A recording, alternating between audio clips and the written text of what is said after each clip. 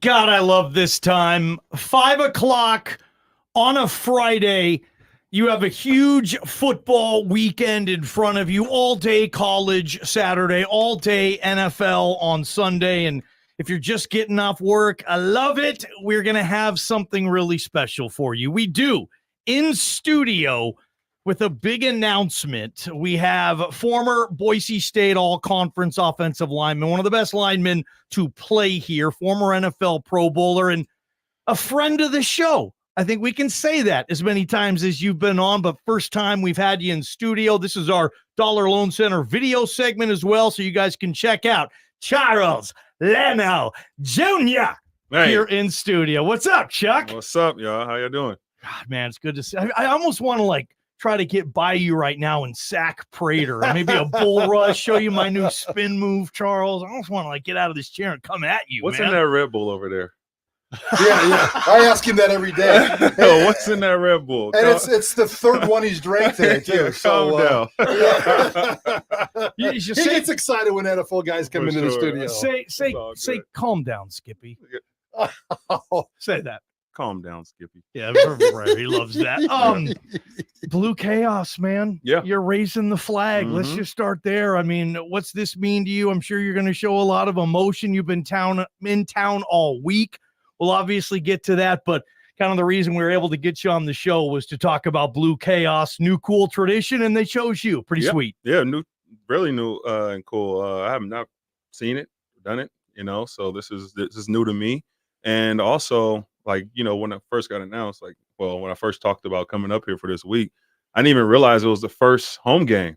You think about it, you go 2 weeks on the road and then you got a bye week, and it's almost a whole month. We're almost in October, and you get a last team in the country to have one. To get a first home game almost in October. So it was actually really cool now. But just being out there with the guys and, just being around the team, I'm fired up, man. What was the deal? You've been in town all week. What was the genesis of this? You just wanted to come back and do this and that? Tell us about it. I want to come back and, give back. I don't know if you follow. Well, I know you guys follow me. I don't know why I said that. Yeah. You guys follow what I do with my family. I send you annoying texts all the time, Chuck. You know what me and my family do. We always down to give back. And one thing I have to do is come back to Boise State and give back to the kids there and the young men there, and just be around the coaches, staff. I just really love the environment, love the vibe there at Boise State right now. And I don't know if you saw my tweet, but I tweeted this when we hired Coach Danielson. I don't like Coach Danielson. I love Coach Danielson. He's a great dude, man. He's exactly what we need. And I'm just fired up to be back in Bronco Nation. Charles Leno, NFL, Boise State. He's legendary, and he's in our studio right now for the next 15, 20 minutes. As long as we can keep him. Boise State, Portland State, home opener tomorrow night. He will raise the Blue Chaos flag. I would imagine you guys need to be there about 7:40, 7:45, be inside the stadium before he gets taken care of business, and kickoff is at 7:55. So let's talk. Well, actually, I got a quick question for you. When was the last? It's been a long time since you were probably in the stadium. Not only is Blue Chaos different, the entire stadium is different. When was your last game in there? Was it the last time you played? No, it wasn't the last time I played. I came after. I remember me and Dice walked out, and we were honorary captains. Okay. I want to say that was the last time, but I feel like I came back another time. It's all blurry right about now, being 10 years in the league. Got a couple hits to the head. I forget it. Yeah, you do. But 149 games, 141 starts, by the way. Straight. Yeah. Yeah. 39 straight starts on the Blue. Yes. Chuck, you've done a lot of blocking. Yeah, I've done a lot of blocking. Yes. So, but yeah, I don't really remember when the last time was. I think, Oklahoma State game. I came out just for the day. I remember just coming in and going the next day. I came for the game and literally left right after that. So, well, let's hope for a different result. Yeah, absolutely. Different result tomorrow night. So let's dive in a little bit more deeper into you being here for the last week. We played a clip from offensive line coach Tim Keene earlier in the show. He couldn't stop talking about nuggets of gold. You showed up with nuggets of gold in your pocket, or they just come flowing out of your mouth with the advice that you give, not only to coaches, but players and that entire program. So you wanted to give back, but what was your message? And maybe kind of share some stories of your interaction with the offensive linemen. Yeah, I'll show you the story about the team first. With the team, I just talked to them about things that meant very near and dear to my heart. First and foremost, the brotherhood and relationships that you build at Boise State. This is what this place is all about. And for whatever reason it may be, I'll talk about that as well later. But a lot of guys didn't come back, and I know we weren't welcome, whether that's from different coaches and the building and things like that. But it just didn't feel like we were welcome back. When Pete was around, we were welcome. All the guys came back with like open arms. So that turned a lot of guys off, honestly. I bet. Yeah. So now that you have a coach here, and I know, do you know what Coach Pete used to always say, and what Coach Danielson says about OKGs? You know what that I love means? the OKG talk. We talk Yeah. about that every day here. Our kind of guys. Well, something that players. Well, I'm saying it. Our kind of coach, and Spencer Danielson is our kind of coach, right? Well said. So he's bringing us back. He's welcoming us up, welcoming us with open arms, and it's been really good, man. I just can't say enough about him. But talking to the team, I talk about the brotherhood. I talk about protecting the blue, and just different things like that. Just staples of what makes Boise State football. It's about brotherhood and it's about protecting the blue. And within protecting the blue is a brotherhood. So that's what it's all about. Passionate stuff here. Charles Leno Jr., I knew you guys were going to love this interview. We talk about the left tackle lineage at Boise State. And one player, I believe, bless his heart, Archie Lewis, was the only full-time starter at left tackle that did not play in the NFL going back all the way to Darren College. You're obviously a big piece of that lineage. Is that lineage in good shape right now? Cage Casey's a sophomore. You probably talked to him, studied him. Tell Bronco Nation, left tackle's important around here. You know that. Mm-hmm. What shape is left tackle in right now in this program? Well, I don't want to say it so we can hear it, but we do have one. We do have one at left tackle right now. You got an NFL kid. We got one. Okay. But I don't want his head to get blown up. He's a sophomore, man. He's still got a lot of work to do.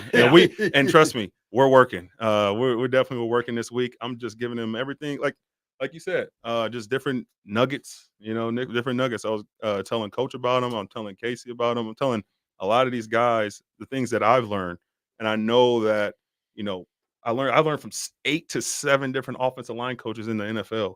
Yeah. So I know something at least maybe one thing doesn't resonate, but I know from this coach, maybe this might resonate. So it's good and bad at the same time that I had all these different offensive line coaches, because I have a lot of information and I just want to give that to them and pass that down so I can just help them excel and get better. All right, well, let's get serious with this conversation then. You're technically not done with the NFL. You're waiting for, quote unquote, the right call. It got to be the right call. Right call. Right Call, baby, because you're in a comfortable spot. And I think you have a mission in life. And it sounds like you're just talking about it right there. You kind of dropped a little nugget on us right before we went on the air. Dude, you want to be a coach. I want to be a coach, evaluator, and all of the above, man. I want to help, grow the game of football. A lot of guys nowadays, and they grow the game not just from the practice and physical aspect and training aspect. It's really about the mental aspect to me. I see a lot of guys, just lack a lot of confidence, or they have a lot of fake confidence because they're not prepared or whatever the reason may be. So I want to build that confidence up by through preparation, through things that you can control, through the attitude, the way you show up every day, the grit that you have, the energy that you bring, the core values that actually make you a really good football player, not just what social media tells you. Yeah. Let me take this one real quick, Johnny, because Sure. I got a quick little follow-up, and I don't want to offend you because you're a big, big boy, but when you played here, I don't know if anybody ever thought you were, in terms of talent, the greatest left tackle at Boise State history. You're not offending me. That's true. It sounds like the intangibles of which you have your hands around are what made you who you are today, and you want to spread that out. So the intangibles, in terms of that and the talent together, are very important. Your focus is on the intangibles. Absolutely. I'm not offended at all. I mean, Ryan Clady, come on now. Let's talk about it, right? I'm nowhere near was the best guy to come out of here. But what I did was, first and foremost, learn from the guys ahead of me. Like I had somebody here who's the tight ends coach and run game coordinator, Nate Potter. I looked up to him. And I saw what he did. And I said, I don't know if all these guys are doing it right, but it looks like he's doing it right. Nice. Guys don't do things like that anymore. Wow. They think they got it all figured out. You need someone that's a leader, someone that's a mentor, and that's really what I want to do, and that's what I'm being while I came out here this week. I just want to be a mentor for these guys. Just another thing that I did, somebody on the opposite side of the ball, Ahmed, You know, We love Hassanin. You know, he came over and he was just like, "Hey, Coach Leno, I think it's weird that they call me Coach, but whatever." Coach Leno, but yes. Coach Leno, you know, he comes over and he's asking me like, you know, just things about the game. He's hungry. He's interested. That's a kid that's going to be successful in whatever he does. You can tell, and I Wow. absolutely love that. And I gave him help. You know, I went ahead and studied Portland State's offensive lineman, and wow. I came back and I gave him some, you know, tips like, hey, this is what you should look for and things like that. So I'm over here helping as many people as I possibly can. You're blowing away Bronco Nation right now. You are. They are loving this interview, Yeah. Charles Leno Jr. It feels like you found your passion. Football is your passion. Well, why would you want to keep playing? You played 10 years in this league. You went to a Pro Bowl. You've won division titles. You played in playoff games. Like, you love it that much still as a player where you would go back. What is it about a big fat ring? Would you chase a ring? Is that part of the situation that might draw you back if it's a good team? Like, why are you even thinking about going back, man? It looks like you're set. You probably have more money than you know what to do with. Like, dude.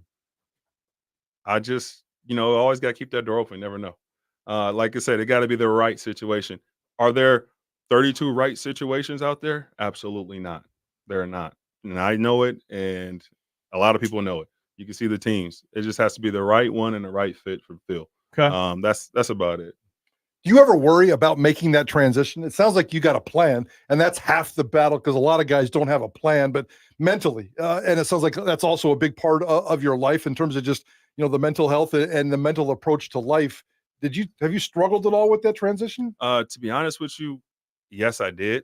I had hip surgery in March, and during the hip surgery, I wasn't able to do anything. So I just thought to myself, "Oh, this is the perfect time to figure out what I'm going to do."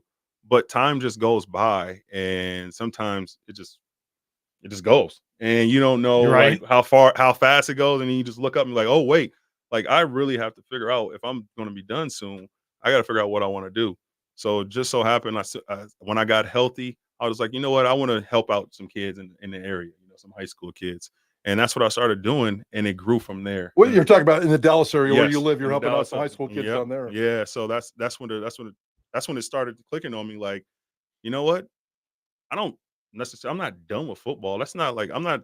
I don't think I'm the person who's going to be like up and start a business and, you know, a Fortune 500 company. That's not what I'm going to do. I love football, but I love the, like you said, the intangible things about football, the mental things that help people get better every single day. The things I honestly learned from Coach Peterson.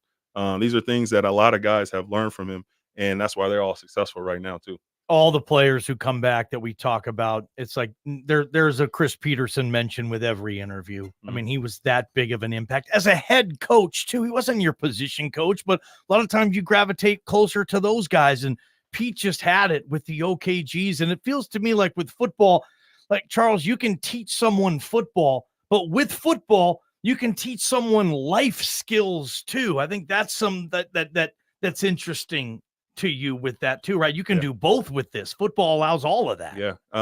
You hit it perfectly. That's exactly what I talk about all the time. Even in the NFL, even in college, wherever you are, I didn't make this up. Actually, my wife said this. Hey, Jen. Football is the job that sets you up for your career. I was like, what?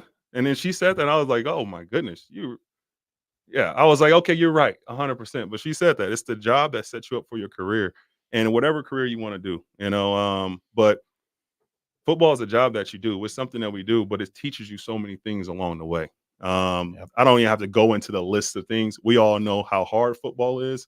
We all know how difficult it is to, you know, be out there on that field and go through different injuries and go through different, you know, schemes and coaching changes and all this type of stuff. But that's what life throws at you.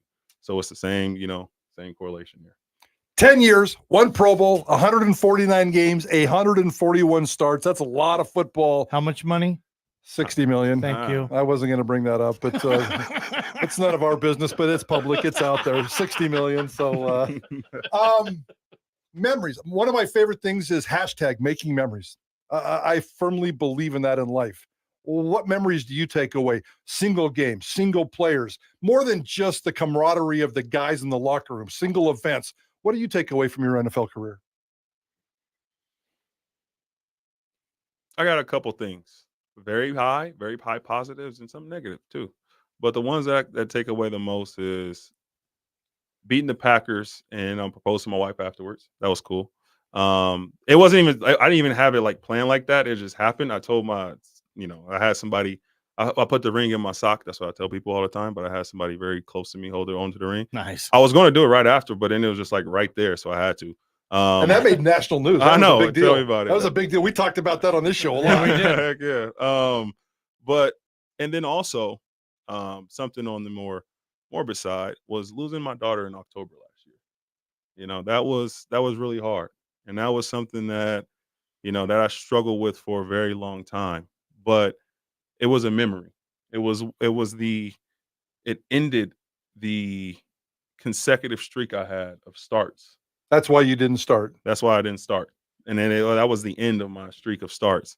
And yes, I could have played. Yes, I did all that right.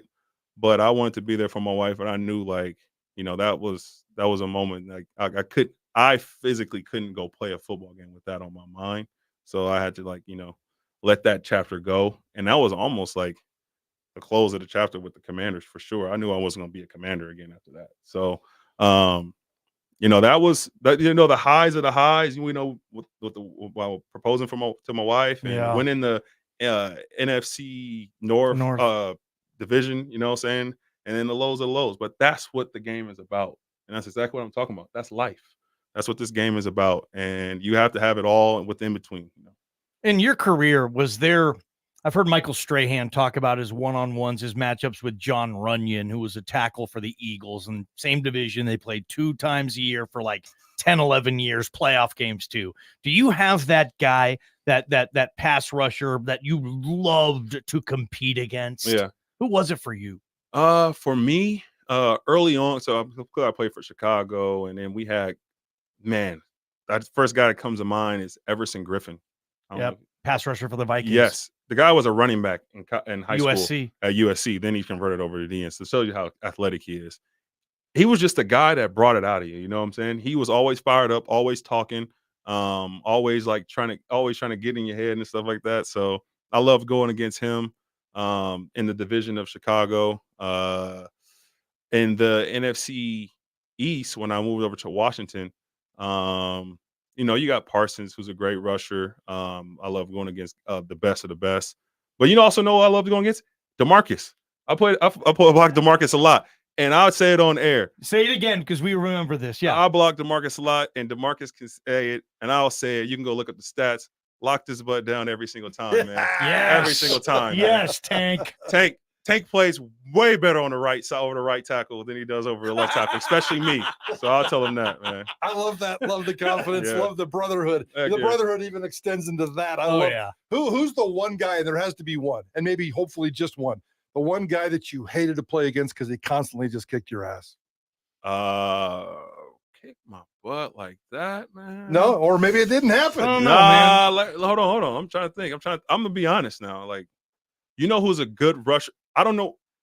Maybe the world doesn't think he's a good rusher, but some people have it towards you. You know what I'm saying?